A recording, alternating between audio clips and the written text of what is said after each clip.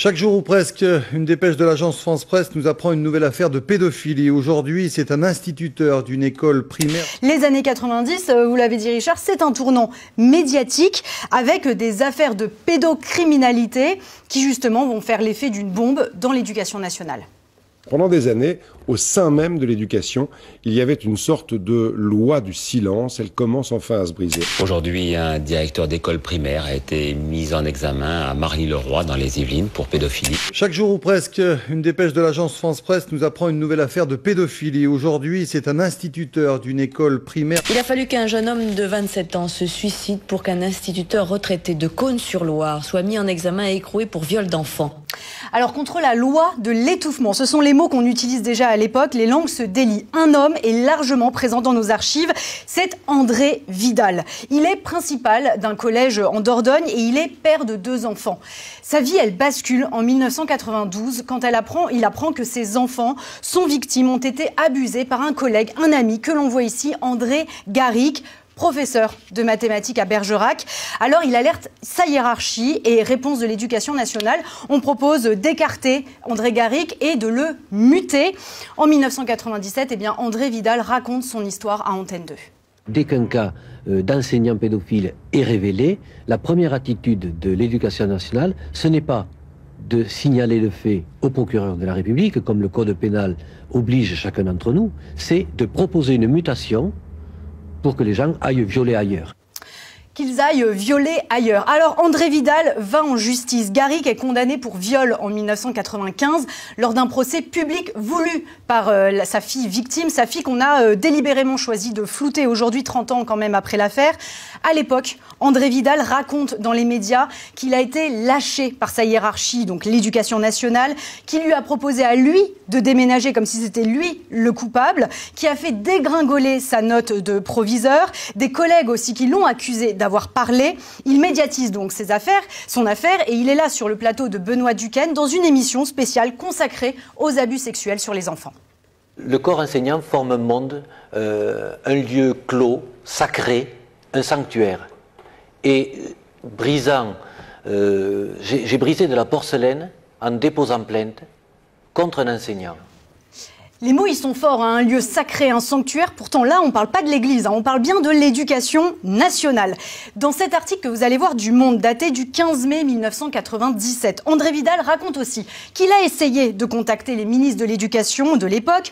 Pas de réponse. Je suis convaincu que les différents ministres n'ont jamais voulu se préoccuper de ce problème. Jusqu'en 1992, pour rappel, c'est Jack Lang, ministre de l'Éducation nationale, puis c'est François Bayrou de 1993 à 1997.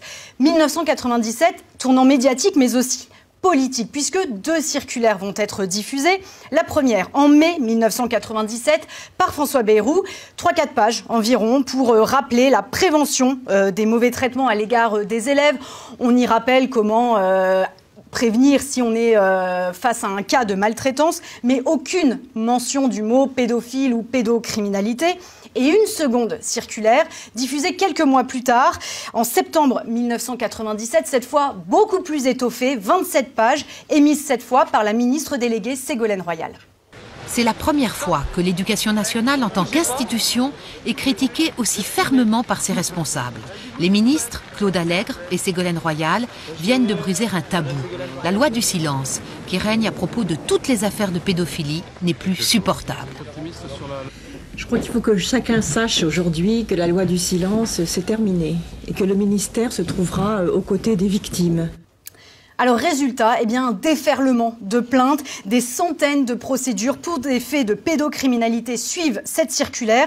Ségolène Royal, elle mandate aussi l'inspection générale pour enquêter sur toutes ces mutations un petit peu étranges. La parole des enfants est enfin écoutée au sein de l'éducation nationale. Des équipes spécialisées viennent recueillir leurs paroles. L'éducation nationale ne couvre plus ces pédophiles. Une vraie révolution culturelle, dixit l'Express de 1998. On le voit, Église, éducation nationale, même combat. Ces 2 institutions ont été largement protégées. Est-ce que ça a changé vraiment concrètement aujourd'hui? Est-ce que les enfants sont écoutés? C'est une Question très grave et très difficile que vous posez. La Ciivise recueille tous les jours des témoignages de l'inverse. Il est évidemment impossible de savoir au cas par cas et suivant les personnes, les régions, les lieux, si ou non les enfants sont écoutés. Ce que nous constatons, c'est qu'il y a quand même encore une très vaste culture qui discrédite la parole. Oui, parce qu'au-delà de les écouter, il faut les comprendre. Parce qu'on peut écouter, mais prendre note, c'est autre chose. Il faut les croire. Alors il y a deux choses, il faut écouter, il faut aussi repérer les silences, les attitudes, des signes que les professionnels connaissent qui vont montrer qu'il y a quelque chose qui ne va pas. Évidemment, quelque chose qui ne va pas, vous allez me dire, c'est un petit peu général. Aujourd'hui, on ne peut pas affirmer que l'Éducation nationale a formé ses enseignants et ses professionnels au repérage des violences sexuelles faites aux enfants et à l'inceste. Ça n'est pas massivement le cas. Mais vous allez faire des recommandations dans ce sens ? Il y a des recommandations qui ont déjà été émises en 2023, dont nous suivons le déploiement. Nous avons vu que ça avait été un séisme, cette première étape de la Ciivise. Nous sommes, nous, chargés de suivre les recommandations. Ce que nous constatons, c'est qu'il y a aujourd'hui une grande avancée à travers le programme Éducation à la vie affective, relationnelle et sexuelle. C'est une avancée pour les élèves, mais c'est une avancée pour les enseignants, parce que ça les met finalement devant le sujet au titre de leur responsabilité scientifique, d'enseignants, pédagogiques, mais aussi d'êtres humains. Et ils le disent très bien, un certain nombre d'entre eux disent, mais nous avons besoin d'être formés et accompagnés. Et ça n'est pas encore le cas.